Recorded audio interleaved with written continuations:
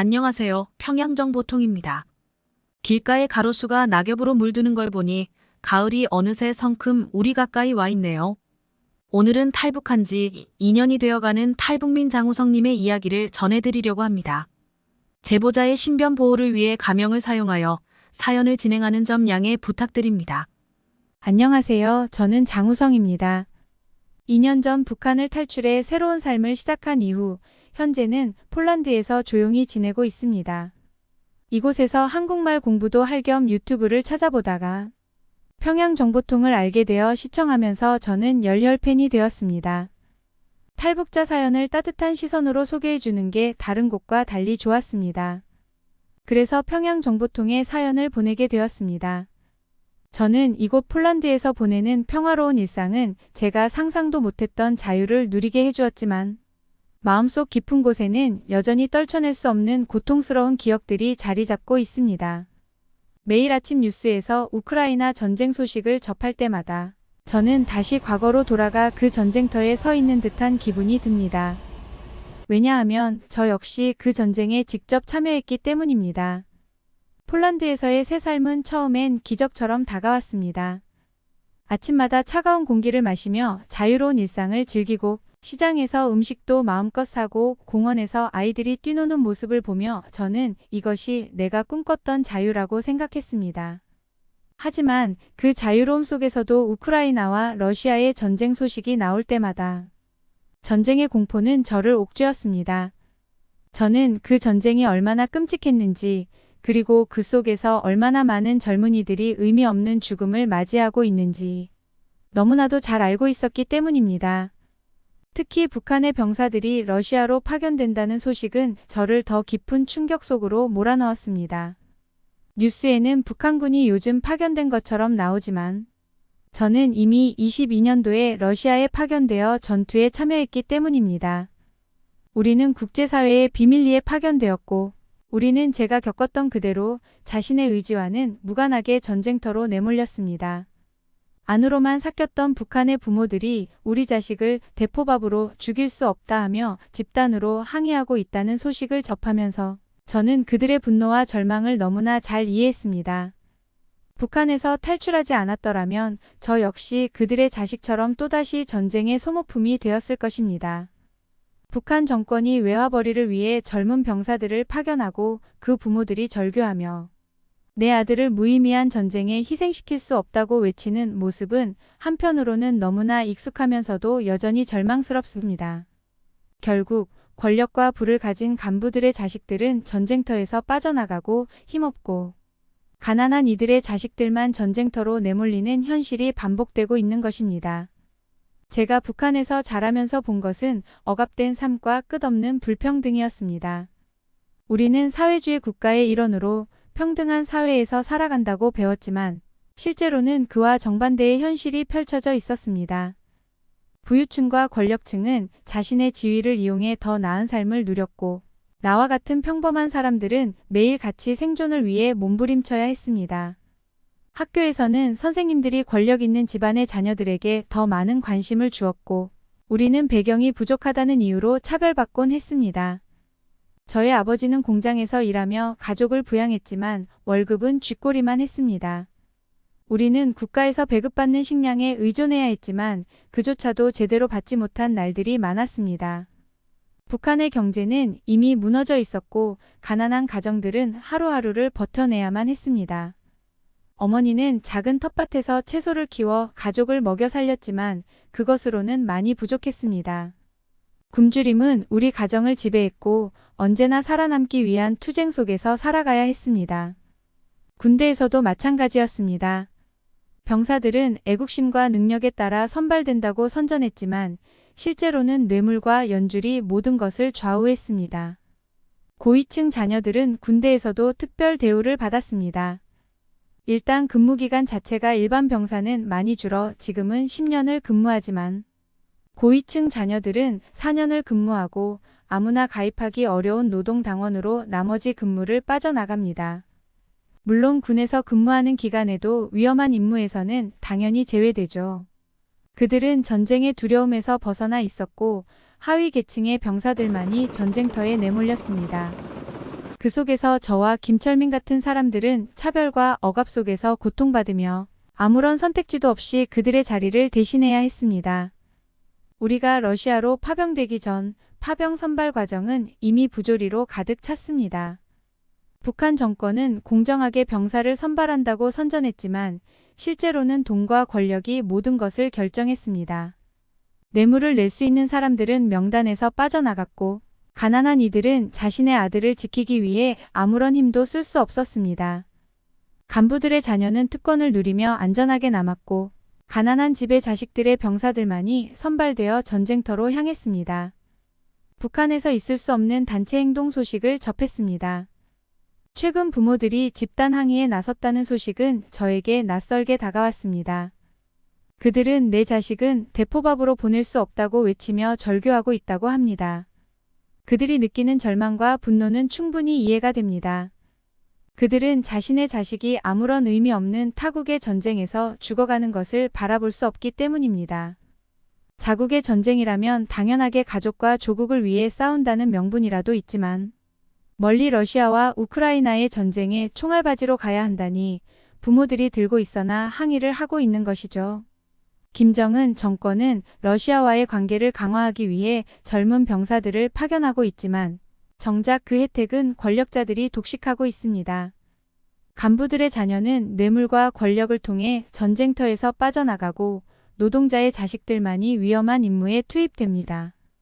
이 모든 것이 너무나 부조리했습니다. 저는 그 부조리 속에서 김철민과 함께 어떻게든 살아남으려 했지만 그마저도 쉽지 않았습니다. 러시아로 파견될 훈련소에 도착했을 때 이미 우리는 전쟁터에서 쓰일 소모품으로 여겨지고 있었습니다. 훈련은 가혹했고 매일같이 육체적으로나 정신적으로 지쳐갔습니다. 하지만 그보다 더 우리를 괴롭힌 것은 고위층 자녀들이 받는 차별적인 대우였습니다. 그들은 힘든 훈련에서 제외되었습니다. 우리는 그들의 자리를 대신해야 했고 그들이 경험하지 못할 위험과 두려움을 대신 감내해야 했습니다. 특히 전투모의 훈련은 더욱 고통스러웠습니다. 실제 전투를 가정한 훈련은 그 자체로도 어려웠지만 그 후에도 우리에게만 더 가혹한 임무가 주어졌습니다. 간부 자녀들은 별도의 특별 대우를 받았고 우리는 매일 최전선에서 싸워야 하는 운명이었습니다. 김철민은 늘 분노하며 말했습니다. 우리 목숨은 그들에게 아무런 의미도 없는 거야. 우리는 그저 숫자에 불과해. 그 말은 너무도 씁쓸한 진실이었습니다. 훈련이 길어질수록 우리는 지쳐갔습니다. 김철민과 저는 서로를 의지하며 하루하루를 버텼지만 점점 더 큰 압박감이 느껴졌습니다.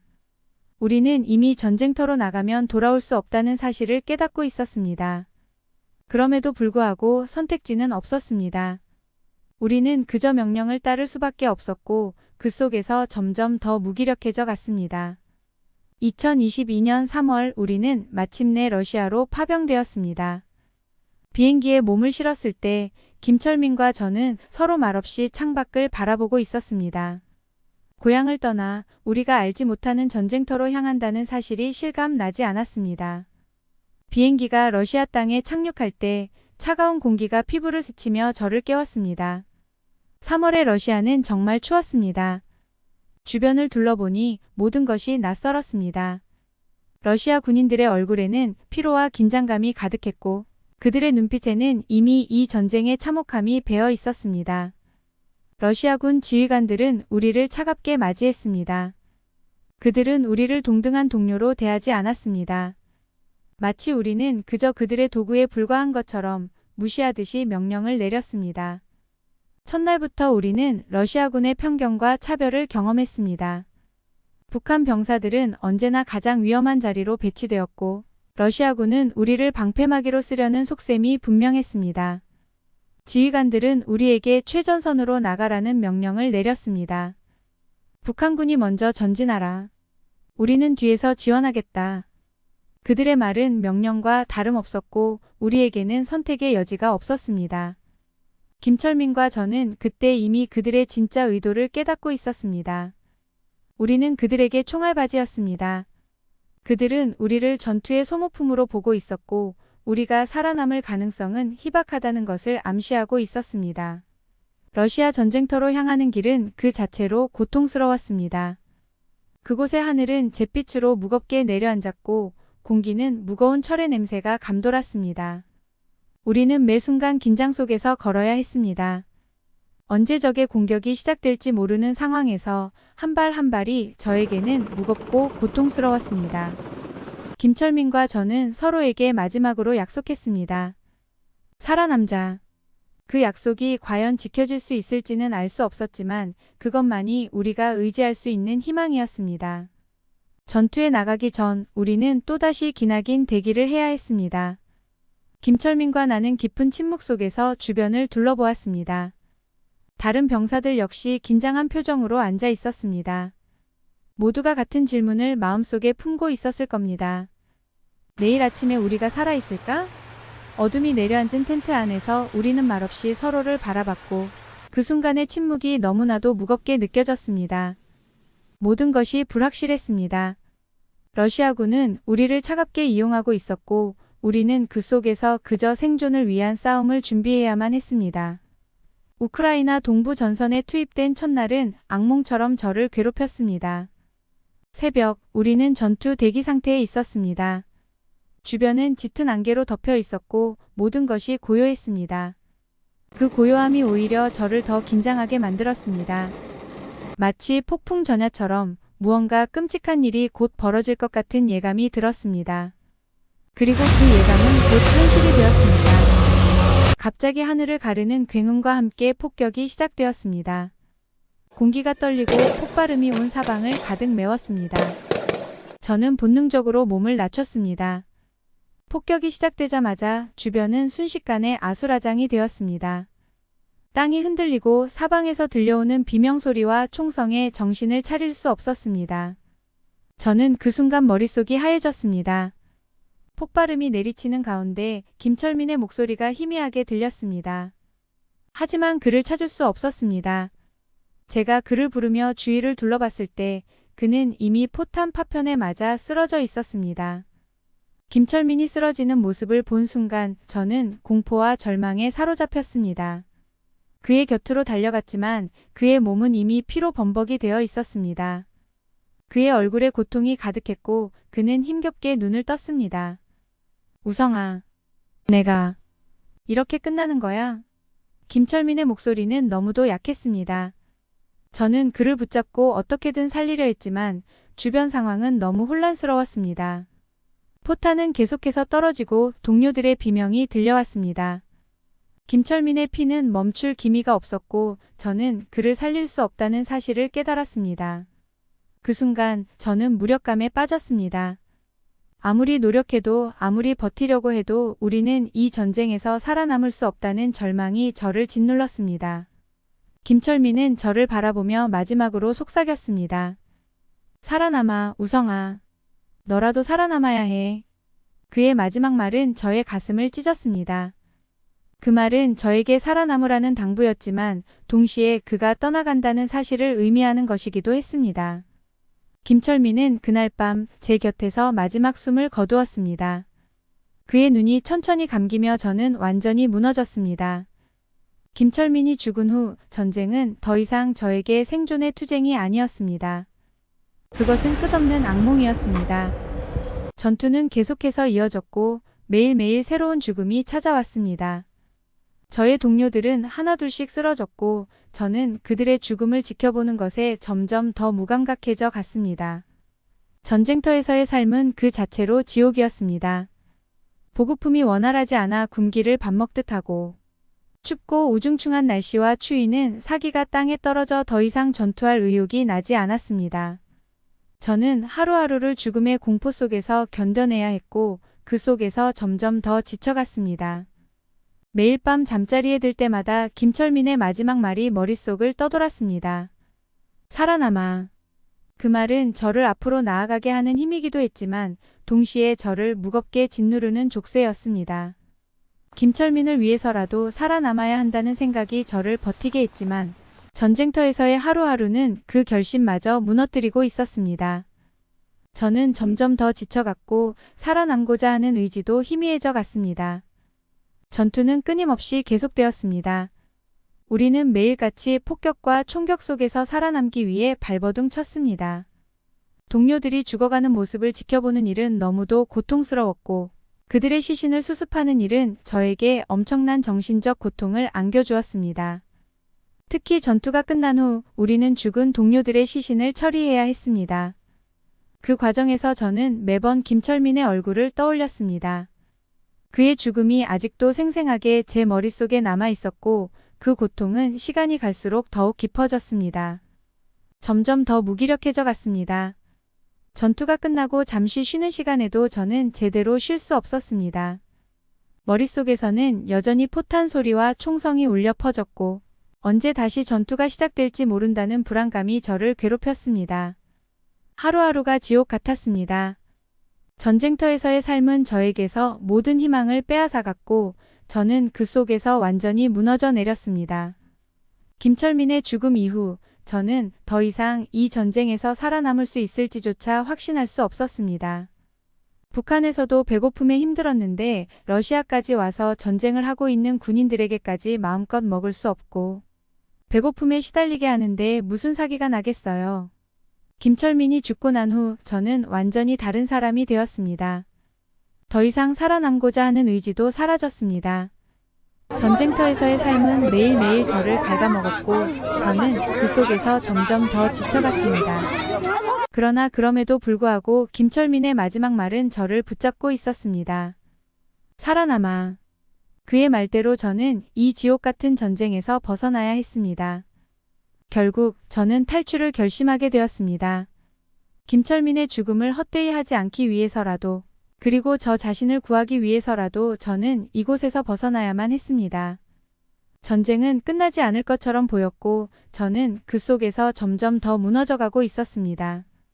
하루하루가 고통스러웠고 더 이상 이곳에 남을 이유가 없다는 생각이 점점 강해졌습니다.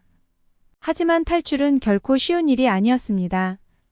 우리는 적진 한가운데 있었고 러시아 군대의 감시망을 뚫고 탈출하는 것은 불가능에 가까워 보였습니다. 그러나 저는 그럼에도 불구하고 결심했습니다. 이 전쟁터에서 벗어나지 않으면 저도 결국 김철민처럼 죽음을 맞이할 것이라는 사실이 명백했기 때문입니다. 저는 혼자서 탈출 계획을 세우기 시작했습니다. 주위의 상황을 파악하고 어떻게 하면 이 지옥 같은 전쟁터를 벗어날 수 있을지 고민했습니다. 그 과정은 너무도 위험했고 언제든지 발각되어 목숨을 잃을 수 있는 상황이었습니다. 하지만 저는 결심했습니다. 김철민의 죽음을 헛되이 하지 않기 위해서라도 그리고 저 자신을 구하기 위해서라도 저는 반드시 이곳을 떠나야 했습니다. 철민의 죽음 이후 그가 저에게 남긴 마지막 말은 제 마음속에 깊이 새겨졌습니다. 살아남아. 그 말은 저를 앞으로 나아가게 하는 힘이 되었고 저는 그 말을 지키기 위해 이 전쟁터에서 탈출해야 한다는 결심을 굳혔습니다. 그의 죽음을 헛되이 하지 않기 위해서 그리고 무엇보다 이 끔찍한 전쟁의 진실을 세상에 알리고 싶었어요. 저는 이 전쟁 속에서 제 자신을 구해야만 했습니다. 더 이상 무의미한 죽음을 맞이할 수는 없었어요. 그보다 중요한 것은 우리가 살아가야 할 인간의 존엄성과 자유였습니다. 저는 우리 모두의 존엄성을 되찾고 싶었고 그것이 김철민의 마지막 바람이라고 믿었습니다. 탈출 계획을 세우는 건 매 순간이 위험했고 작은 실수라도 하면 생명을 잃을 수 있었습니다. 하지만 다행히 저 혼자가 아니었습니다. 저와 같은 생각을 가진 동료들이 몇 명 더 있었습니다.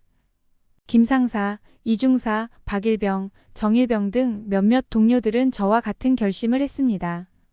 우리는 매일 밤 몰래 화장실 구석에서 모여 은밀히 계획을 세웠습니다. 그 작은 공간에서 우리는 손에 땀을 쥐며 작전을 짰습니다. 김상사가 바닥에 지도를 그리며 역할을 나눴습니다. 우성, 너는 러시아어를 할 줄 아니까 앞장서서 길을 안내해. 나와 이중사는 무기를 확보하고 나머지는 필요한 물자를 모으자. 우리는 고개를 끄덕이며 각자의 역할을 이해했습니다. 매일 밤 조금씩 탈출 준비물을 모았습니다. 건빵 몇 개, 물통, 그리고 응급처치 키트까지. 작은 준비물들이지만 우리의 탈출 계획에 있어서는 그 어느 것 하나 소중하지 않은 것이 없었습니다.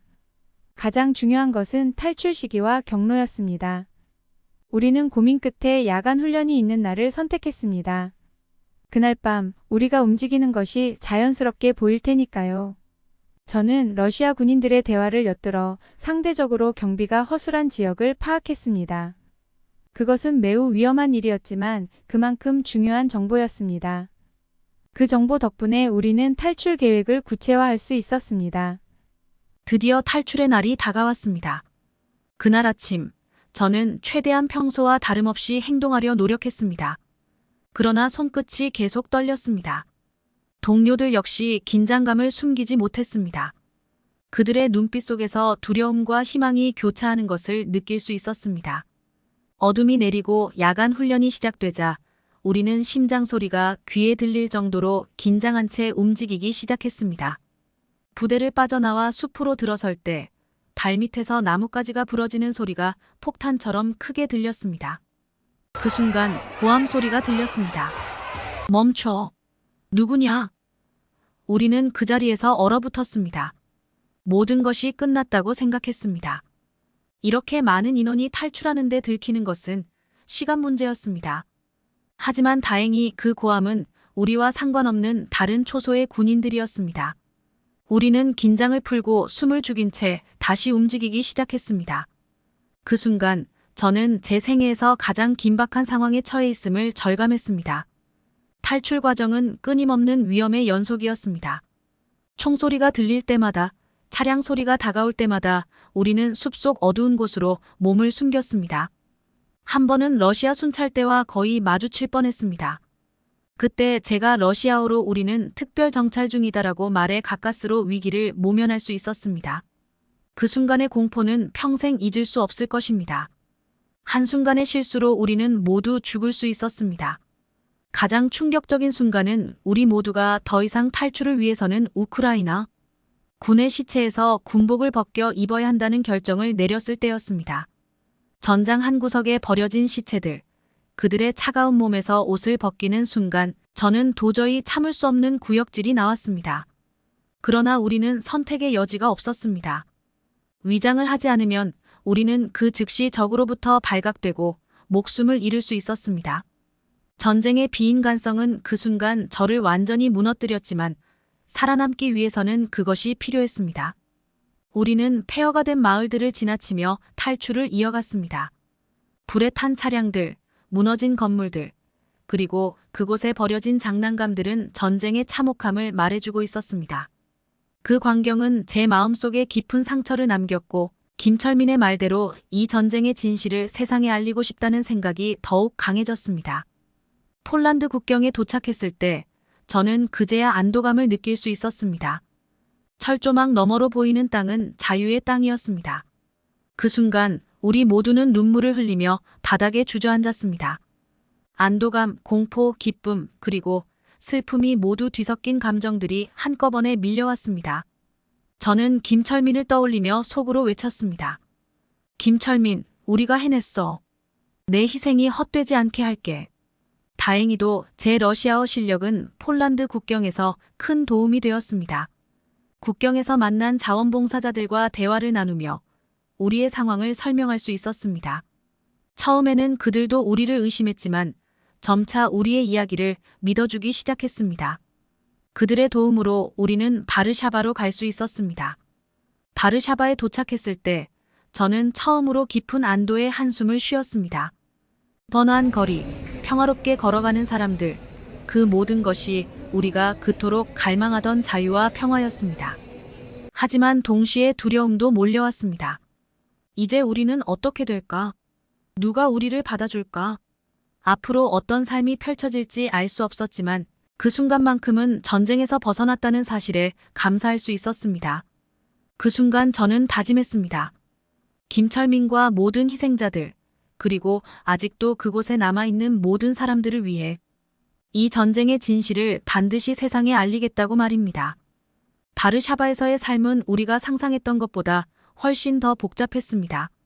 처음 며칠은 난민센터에서 지냈지만 다행히 한인 교회의 도움으로 우리는 안정적인 거처를 찾을 수 있었습니다. 그들은 우리에게 필요한 물자와 따뜻한 음식을 제공했고 저는 그들의 도움 덕분에 일자리를 구할 수 있었습니다. 첫 직장은 교회의 도움을 받아 우크라이나 난민들을 위한 폴란드어 수업에서 통역을 맡는 일이었습니다.